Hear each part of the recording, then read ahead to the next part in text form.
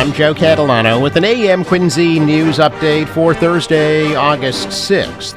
Mannett Community Health Center will be opening a new clinic inside Quincy High School next year. During an announcement at Mannett's headquarters in North Quincy yesterday, CEO Cynthia Sierra announced the new clinic, which will provide healthcare services to students, staff, and faculty at Quincy High School. The new clinic will replace 2 classrooms and have its own separate entrance on Coddington Street. Mannett is using $150,000 in CDBG funds, almost $200,000 in state funds, and $1.2 million from a trust fund that was established by a family many years ago to benefit the health and well-being of Quincy students. The center will be open during school hours and offer primary care and other services. It's anticipated that construction on the new center will take place over the winter and next spring, and that the new clinic will be open by next summer. Mannett also operates a clinic inside the Taunton Public Schools. Quincy City Clerk Nicole Crispo is predicting a 20 to 25% voter turnout in Quincy for the September 1st state primary election. Crispo says races for Norfolk County District Attorney and the 8th District Congressional seat are expected to draw voters to the polls. There are 7 candidates vying to succeed Mike Morrissey, who's stepping down as Norfolk District Attorney, and Patrick Roth is challenging incumbent 8th District Congressman Stephen Lynch. Incumbent U.S. Senator Ed Markey is also facing a challenge from Congressman Seth Moulton. Governor's counselor Chris Iannella is being challenged by Ron Iacobucci of Quincy. The Quincy state delegation is unopposed in the Democratic primary. Mail-in ballots are now available, and over 5,000 Quincy voters have already requested a mail-in ballot. Early in-person voting will take place at Quincy City Hall August 22nd through the 28th. The last day to register to vote in the state primary is August 22nd at 5 p.m. at Quincy City Hall. Bacteria levels are at unsafe conditions in the water at Wollaston Beach in Quincy this week.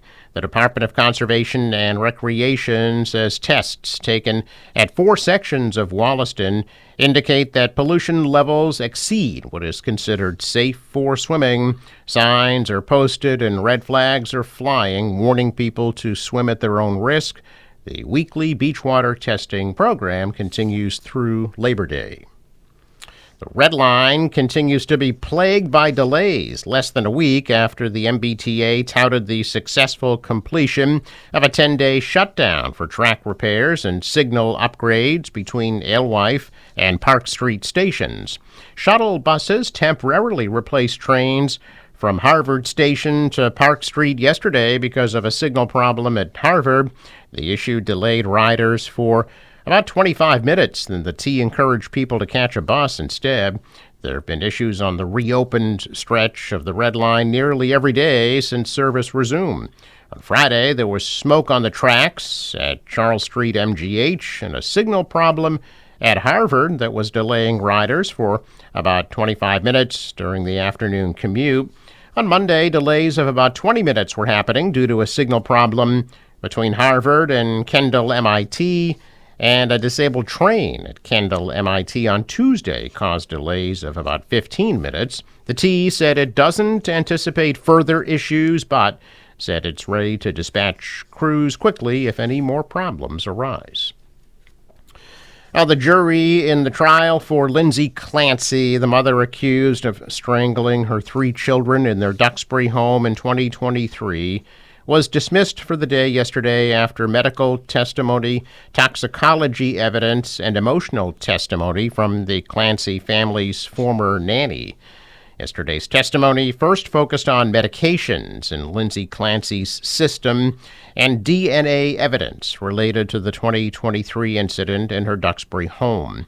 Clancy sat quietly in the courtroom as her lawyer argued she was suffering from postpartum psychosis and was over-medicated. Prosecutors, however, said she acted intentionally. They allege she strangled her 3 children before attempting to take her own life. Jurors heard from a forensic toxicologist who tested a blood sample from Clancy. He said the medications found in her system were not at a toxic level. The jurors also heard from a forensic scientist who previously worked with the state police. She discussed the DNA found on evidence in the family's basement, where prosecutors say the children were discovered. The day's final witness was former nanny Elaine Rossi, who cared for infant Callan Clancy beginning in September of 2022, while Lindsay Clancy prepared to return to work. Rossi testified she communicated with Clancy daily through text messages and a notebook containing detailed instructions about Callan's feeding, sleep schedule, and daily routine. She said she occasionally cared for all three children, took Cora and Dawson to activities when Clancy said she couldn't drive, and frequently recorded videos of Callan to send to Clancy throughout the day. Cyclospora cases are on the rise in Massachusetts, according to data from the Massachusetts Department of Public Health.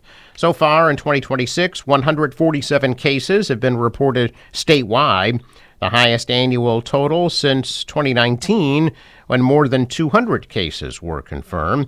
While cyclospora outbreaks were relatively uncommon in the United States for several years, cases increased about a decade ago, with a significant spike in 2018 and 2019 when more than 4,000 cases were reported nationwide. Cyclospora is a parasite that can contaminate fresh, uncooked produce through fecal matter.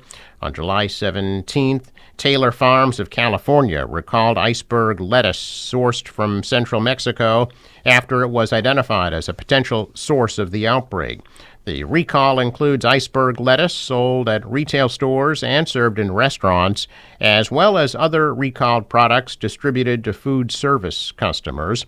According to CDC data, as of August 5th, there have been over 10,000 laboratory-confirmed domestic cases of cyclosporiasis, along with over 12,000 additional cases that have not yet been laboratory confirmed.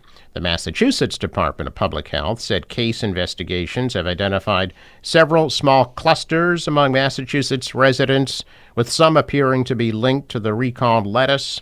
The agency also said the proportion of Massachusetts cases acquired within the United States rather than through international travel has increased. However, investigators believe some residents likely contracted the illness while traveling to states where outbreaks are occurring.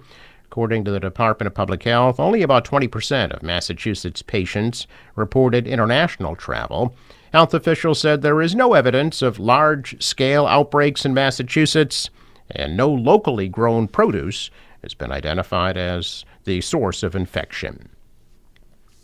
A check of business news this morning. Stocks are mixed. The Dow is up 263 points. The Nasdaq dropped 221. The S&P fell 12. Asian stocks rose.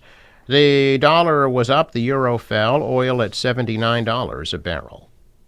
Sports. Red Sox shut out Chicago 4-0. Fenway last night. They'll wrap up the series at 7:10 tonight. Today's forecast. From the National Weather Service, there is a heat advisory in effect with hot, humid conditions, maybe a thunderstorm, high 90. Tonight, muggy, low 72. Repeat tomorrow, hot, humid, storm possible, high of 92. Same thing on Saturday. Sunday, less of a storm chance, still hot and humid, high Sunday, 92 degrees.